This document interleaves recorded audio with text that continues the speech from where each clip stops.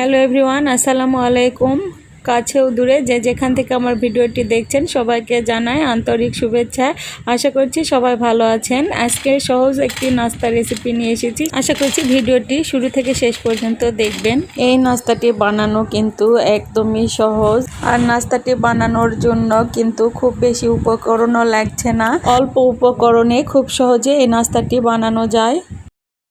তো এটা বানার জন্য প্রথমে আমি হাফ কাপ পরিমাণ ময়দা দিয়েছি এবং স্বাদ মতো লবণ নিয়ে নিলাম।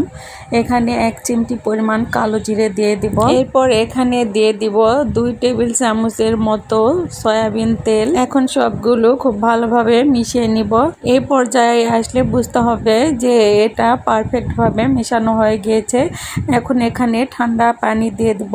অল্প অল্প করে ঠান্ডা পানি দিয়ে সফট একটা ডো তৈরি করে নিব। 2-3 বারে পানি মিশিয়ে এই কাজটি করে নিব, নয়তো এই নাস্তাটির জন্য ডোটা পারফেক্ট নাও হতে পারে। তো এই পর্যায়ে আসলে এটিকে আমি ভালোভাবে ময়ান দিয়ে নিব এবং বড় করে একটা রুটি বেলে নিব। নর্মাল রুটির মতো করেই পাতলা করে একটি রুটি বেলে নিব। ইনফ্যাক্ট রুটিটি যতটা পাতলা হবে এই নাস্তাটি খেতে আসলে ততটাই মজা হবে। দেখতে পাচ্ছেন যতটা সম্ভব পাতলা করে একটা রুটি বেলে নিয়েছি। এরপর একটা ছুরি দিয়ে এই পুরো রুটিটাকে কেটে নিব। দেখতে পাচ্ছেন কিভাবে আমি এই রুটিটিকে কেটে নিচ্ছি। কেউ চাইলে এরকম করেই কেটে নিতে পারেন, তবে আমি আরেকটু সরু করে কেটে নিব।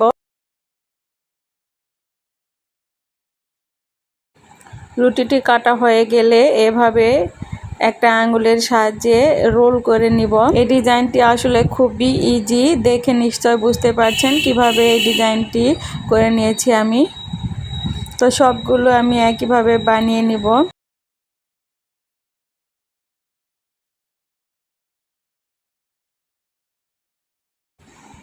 তো সবগুলো আমি একই রকম করে বানিয়ে নিয়েছি। এগুলো এখন ডুবো তেলে ভেজে নিব। ভাজার জন্য আগে থেকে চুলায় একটি প্যান বসিয়ে দিয়েছি, তেল গরম করে নিয়েছি। একটা একটা করে পরিমাণ মতো দিয়ে দিব এবং ভেজে নিব। এই সময় চুলার ফ্লেমটা লোতে রেখে দিব, কারণ বেশি হিটে ভাজলে এগুলো ভেতরে হবে না এবং উপরটা তাড়াতাড়ি লালচে কালার ধারণ করবে। এ কারণে ধৈর্য সহকারে লো হিটে এগুলো ভালোভাবে ভেজে নিব। এক পাশটা হয়ে গেলে এগুলো আবার উল্টিয়ে দিব, বারবার নেড়ে চেড়ে উল্টিয়ে পাল্টিয়ে লালচে কালার হয়ে আসা পর্যন্ত ভেজে নিব।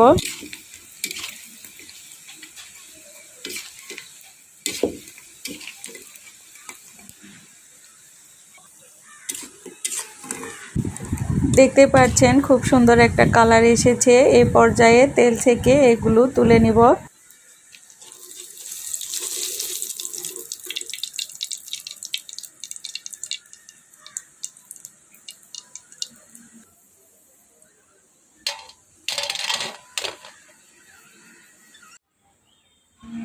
শব্দ শুনে নিশ্চয় বুঝতে পারছেন যে এই নাস্তাটি আসলে কতটা মুসমুসে হয়েছে।